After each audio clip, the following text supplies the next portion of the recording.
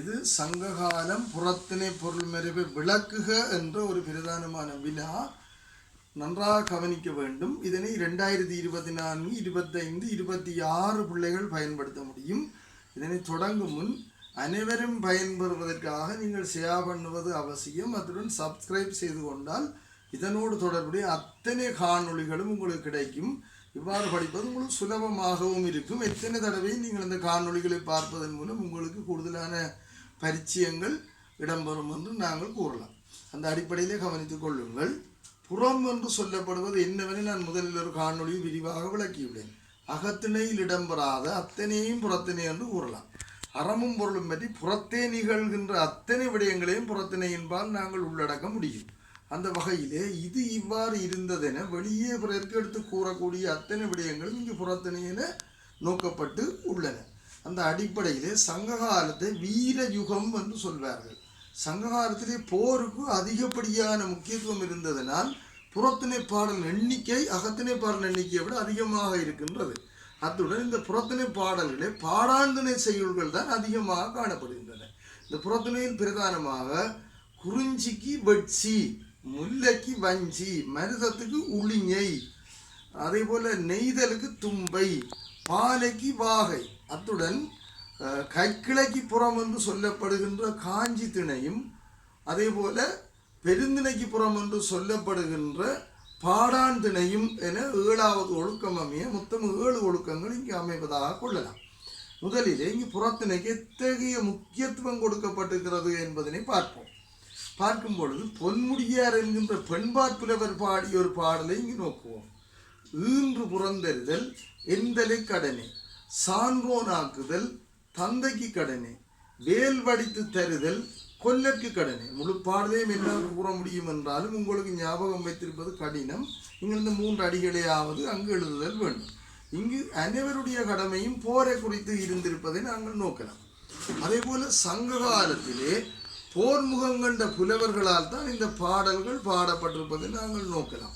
எனவே போர்க்களத்துக்கு புலவன் சென்று நேரடியாக அந்த காட்சிகளை பார்த்து ஒரு வீரனுடைய முகக்குறிப்பு, கட்குறிப்பு, கைக்குறிப்பு முதலிய எல்லா அம்சங்களையும் பதிவு செய்கின்றார். ஔவையார் ஒரு மன்னனை பாடிய அந்த பாடலாக வருகின்ற பாடலை பாருங்கள். கையது வேலே காலன புனைகளில் மெய்யது வியரே மிடற்றது பசும்புண். இந்த பாடலிலே தனக்கு ஒரு ஆண் குழந்தை கிடைத்திருக்கிறது. அதனை போர்க்களத்தில் இருந்து அந்த போர்க்கோலத்துடனே சென்று மன்னன் பார்க்கின்ற காட்சி பதிவாகியிருக்கின்றது. அந்த மன்னனுடைய வியர்வை, அவனுடைய கழுத்திலே அப்பொழுதுதான் காயம் ஏற்பட்டு ததும்பி கொண்டிருக்கின்ற அந்த இரத்த துளிகள் போன்ற அத்தனையும் பதிவு செய்யப்பட்டிருக்கின்றன. இத்தகைய இயற்கை பண்புமிக்க பாடல்களாக புறத்திணை பாடல்கள் அமைந்து விளங்குவதை நாங்கள் நோக்கலாம். அடுத்து இந்த நிலத்திலே எந்த நாளும் போர் நடைபெற்றிருக்கிறது என்பதற்கு கெடுக சிந்தை கடிதிவள் துணிவே மூதிற்பண்டில் ஆதல் தகுமே என்னும் புறநானூற்று பாடலை நோக்கலாம். இப்பாடலின்படி முந்த நாள் நடைபெற்ற போரிலே தமேனை இழந்த ஒரு பெண், நேற்று நடைபெற்ற ஒரு போரிலே புருஷனை இழந்த ஒரு பெண், இன்றைய போருக்கு அனுப்புவதற்கு ஆளில்லே என்று தவித்து தன்னுடைய பிஞ்சு மகனையும் போர்க்களத்துக்கு அனுப்பி விடுகின்ற ஒரு நிலைமையை நாங்கள் இங்கே சித்தரிக்க முடியும். எனவே ஆர்வத்துடன் அத்தனை மக்களும் போரிலே ஈடுபட்டமே இந்த பாடல்கள் புலனாகின்றன. அத்துடன் இந்த காலத்தை வீரயுகம் என நாம் பேராசிரியர் கைலாசபதி அவர்கள் ஆய்வு செய்து குறிப்பிட்டதற்கு இணங்க இந்த காலத்திலே அம்பு, வில், வாள், ஈட்டி, முனைவாள், சுருள்வாள், கேடகம் முதலான இரும்பினால் செய்யப்பட்ட பல்வேறுபட்ட கூரிய ஆயுதங்களும் யானைப்படை, குதிரைப்படை என்பனவும் போரிலே பயன்படுத்தப்பட்டிருப்பதை இந்த காலத்திலே நாங்கள் குறித்து விளக்குவதாக கொள்ளலாம். இனி இக்காலத்தில் காணப்பட்ட இந்த 7 ஒழுக்கங்களையும் நாங்கள் இங்கு விளக்குவதாக கொள்ளலாம். இங்கே குறிஞ்சி நிலத்திலே வெட்சி பூவை சூடியவாறு அங்குள்ள வீரர்கள் போருக்கு செல்கின்றார்கள். வெட்சி இங்கு இயற்கையாக மலர்ந்த மலராகும். எனவே இந்நில புற ஒழுக்கம் வெட்சி என அழைக்கப்படுகின்றது. இதனுடைய பொருள் ஆனிரை கவர்தலும் ஆனிரை மீட்டலும் என்பதாகும். அடுத்து முல்ல நிலம். முல்ல நிலத்திலே வஞ்சி பூவை சூடி செல்கின்றார்கள். இதனுடைய பொருள் எல்லைப்புறத்தில் பாசறை அமைத்து போர் செய்தல் என்பதாகும். மருத நிலம் என்பது குறிஞ்சியை போலவோ முல்லையை போலவோ மலையோ காடுகளோ அற்றோர் இயற்கை சூழ்நிலை ஆகும். இங்கு அதுபோன்ற இயற்கை சூழ்நிலையிலே வயல்வெளிகளே காணப்படுவதால் செயற்கையாக அமைக்கப்பட்ட கோட்டைகள், காப்பரங்கள் மட்டுமே இங்கு காணப்படும்.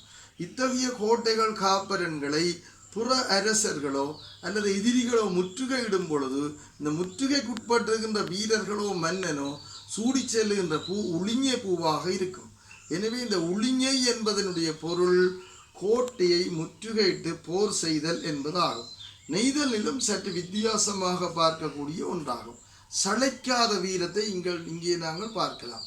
பிறநில அரசர்கள் நெய்தல் நிலத்துடன் களங்குறித்து போராட முற்படும் பொழுது ஒரு குறித்த நிலத்திலே அந்த போர் நடைபெறுகின்றது. இந்த போரின் பொழுது இங்குள்ள வீரன் அல்லது மன்னன் தும்பை பூவை சூடிக்கொள்வதால் இந்நில புற ஒழுக்கம் தும்பை என அழைக்கப்படும். இத்தகைய நெய்தல் நில வீரனுக்கு கிட்ட நின்று போர் செய்ய அஞ்சி பிற அரசர்கள் அல்லது வீரர்கள் தூரத்தில் நின்று அம்பு கொண்டு எய்யவும் வாழ் கொண்டு வீசவும் குற்றுயிராகவும் குறைவுயிராகவும் கூட போரில் ஈடுபடுகின்ற ஒரு நிலையை நாங்கள் இங்கு நெய்தல் நிலத்திலே தும்பை ஒழுக்கத்தினூடாக காணலாம். பால நிலம் என்பது சற்று வித்தியாசமாக நோக்கப்பட வேண்டிய ஒன்றாகும். இது வாகையை குறிப்பதாகும். இங்கு இயற்கையாக மலர்ந்த மலர் வாகைப்பூ. இந்த வாகைப்பூவை சூடிக்கொண்டு செல்வதால் இன்றும் வாகை சூடுதல் என்பது போரில் வெற்றி பெற்று மகிழ்தல் எனவே அழைக்கப்படுவதை நீங்கள் நோக்க முடியும். அடுத்து தனித்துவமாக நோக்கக்கூடியது காஞ்சி திணை. காஞ்சி திணை என்பது கைக்கிழக்கு புறம் எனவும் அழைக்கப்படும். காஞ்சி திணை என்றால் இது ஆண்பால் காஞ்சி பெண்பால் காஞ்சி என்று இரு வகைப்படும். இளமை, செல்வம், யாக்கை, வாழ்க்கை முதலியனவற்றின் நிலையாமையை எடுத்து கூறுவதாக அமையும். ஆண்பால் காஞ்சியிலே ஒரு தலைவன் விழுப்புண்ணடைந்து விடுகின்றான். அவ்வாறு விழுப்புண்ணடைந்த அந்த தலைவன் அந்த புண்ணை ஆற்றிக்கொண்டு வாழும் வாழ்க்கையை விரும்பாமையால் அந்த காயத்தை தன்னுடைய ஆயுதத்தினால் மேலும் கிழித்து கொண்டு மாண்டு போய் விடுதலும் அவனுடைய உடலை நாய் நரி என்பன தீண்டா வண்ணம் பிற அரசர்களோ பிற வீரர்களோ மனைவியோ காத்து நிற்றலே நாங்கள் ஆண்பால் காஞ்சி எனலாம்.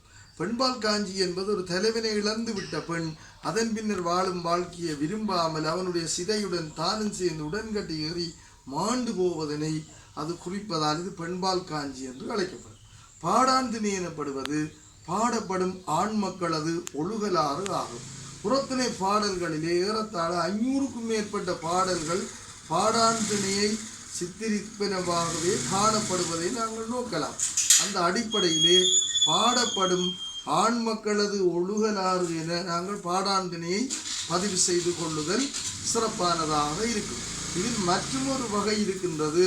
அங்கு அரசனுக்கு அறிவுரை கூறுவதாக வருகின்ற பகுதியாகும்.